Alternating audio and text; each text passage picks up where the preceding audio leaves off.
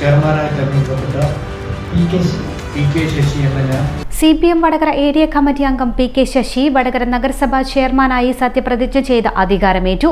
16-ാം വാർഡായ കല്ലുനിരയെയാണ് P K Sasi പ്രതിനിധീകരിക്കുന്നത്. ഇവിടെ നിന്ന് 170 വോട്ടിന്റെ ഭൂരിപക്ഷത്തിനാണ് ശശി തെരഞ്ഞെടുക്കപ്പെട്ടത്. ആദ്യമായാണ് മുനിസിപ്പൽ തെരഞ്ഞെടുപ്പിൽ മത്സരിക്കുന്നത്.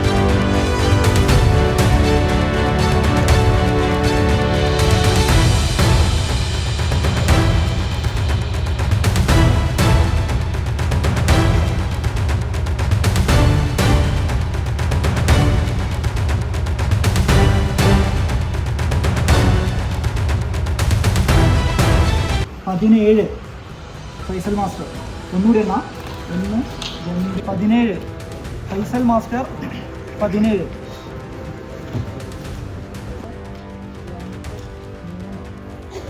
വ്യാസൻ 3 28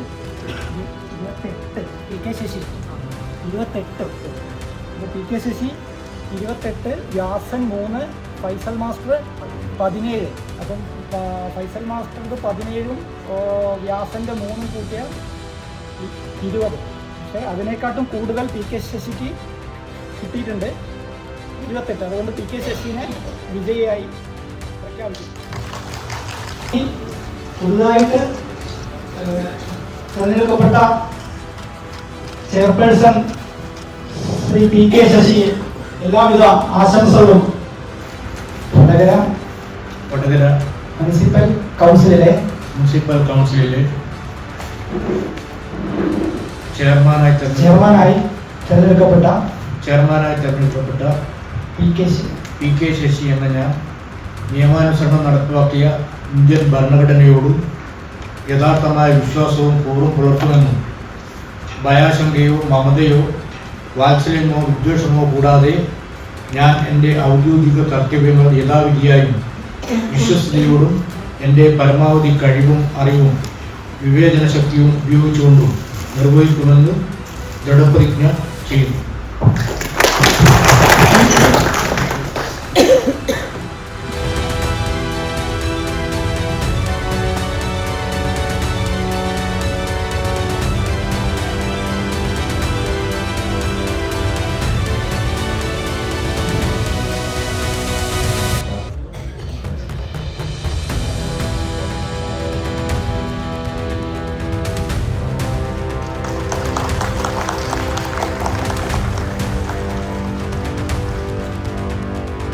ചെയർമാനായി തിരഞ്ഞെടുക്കപ്പെട്ട പി കെ ശശിക്ക് നേതാക്കൾ ഹാരാർപ്പണം നടത്തി.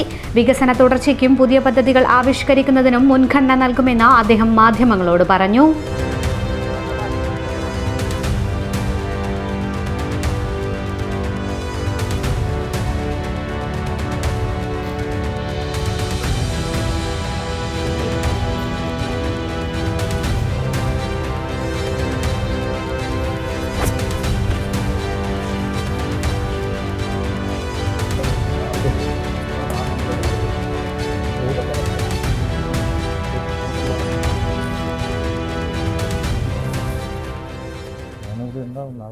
ഇടതുപക്ഷ ജനാധിപത്യ മുന്നണിയും പാർട്ടിയും വലിയ ഉത്തരവാദിത്തമാണ് എന്നെ ഏൽപ്പിച്ചിട്ടുള്ളത്. എന്നെ ഏൽപ്പിച്ച ഉത്തരവാദിത്തം എൻ്റെ കഴിവിൻ്റെ പരമാവധി ഞാൻ നിർവഹിക്കുമെന്നുള്ള കാര്യത്തിൽ ഒരു സംശയമില്ല. 20 മുതൽ 25 വരെ വടകര മുനിസിപ്പാലിറ്റി നടത്തിയിട്ടുള്ള പ്രവർത്തനത്തിൻ്റെ തുടർച്ചയായിരിക്കും 2025 മുതൽ 30 വരെ നടത്താൻ ഉദ്ദേശിക്കുന്നത്. ഒട്ടേറെ കാര്യങ്ങൾ ചെയ്തു തീർക്കാനുണ്ട്. നേരത്തെ നടപ്പിലാക്കിയ പദ്ധതികൾ നവീകരിക്കുകയും നൂതനമായിട്ടുള്ള പല പദ്ധതികളും നടപ്പിലാക്കാൻ ആവശ്യമായ രീതിയിലുള്ള പരിപാടികളും ഇതിൻ്റെ ഭാഗമായി നടപ്പിലാക്കും. കാർഷിക മേഖലയിൽ വലിയ സാധ്യതയാണ് വടകര മുനിസിപ്പാലിറ്റിയെ സംബന്ധിച്ചിടത്തോളം ഉള്ളത്. നാളവുമേൽ പാടശേഖരം സംരക്ഷിച്ച് അവിടെ കൃഷി ഇറക്കുന്നതിനാവശ്യമായിട്ടുള്ള ഇടപെടൽ വരുന്ന മുനിസിപ്പാലിറ്റി നടത്തും എന്നുള്ള കാര്യത്തിൽ സംശയമില്ല. ടൂറിസം മേഖലയിൽ വലിയ സാധ്യതയാണ് വടകരയിലുള്ളത്. ആ ടൂറിസം സർക്യൂട്ട് ഉപയോഗപ്പെടുത്തി വലിയ രീതിയിൽ വികസിപ്പിക്കുന്നതിനാവശ്യമായിട്ടുള്ള ഇടപെടൽ എന്തായാലും ഈ മുനിസിപ്പാലിറ്റിയുടെ ഭാഗത്തു നിന്നുണ്ടാവും. കലാകായിക മേഖലകളിൽ, സാംസ്കാരിക മേഖലയിൽ ഇടപെടൽ ശക്തമാക്കി കൊണ്ടുപോകും എന്നുള്ള കാര്യം സംശയമില്ല. കായിക മേഖലയിലും വിദ്യാഭ്യാസ മേഖലയിലും ഉൾപ്പെടെ വലിയ മാറ്റങ്ങൾ നേരത്തെ വരുത്തിയിട്ടുണ്ട്. ആവശ്യമായ രീതിയിൽ ഇനിയും ആ പ്രവർത്തനത്തെ മുമ്പോട്ട് കൊണ്ടുപോകുമെന്നുള്ള കാര്യത്തിൽ ഒരു സംശയമില്ല. കേരളത്തിലെ ഏത് വികസിത പ്രദേശത്തെയും കിടപിടിക്കാവുന്ന രീതിയിൽ അതിനപ്പുറത്തേക്ക് വടകര മുനിസിപ്പാലിറ്റിയെ മുമ്പോട്ട് കൊണ്ടുപോകും എന്നുള്ള കാര്യം സംശയമില്ല. അതിന് ആവശ്യമായ രീതിയിൽ പ്രതിപക്ഷ ഭേദമന്യേ കക്ഷി രാഷ്ട്രീയത്തിനതീതമായി യോജിപ്പിക്കാവുന്ന എല്ലാ ആളുകളെയും യോജിപ്പിച്ചുകൊണ്ട് വടകര പട്ടണത്തെ ഏറ്റവും മികച്ച രീതിയിലേക്ക് കൊണ്ടുപോകും എന്നുള്ള കാര്യത്തിൽ ഒരു സംശയവുമില്ല.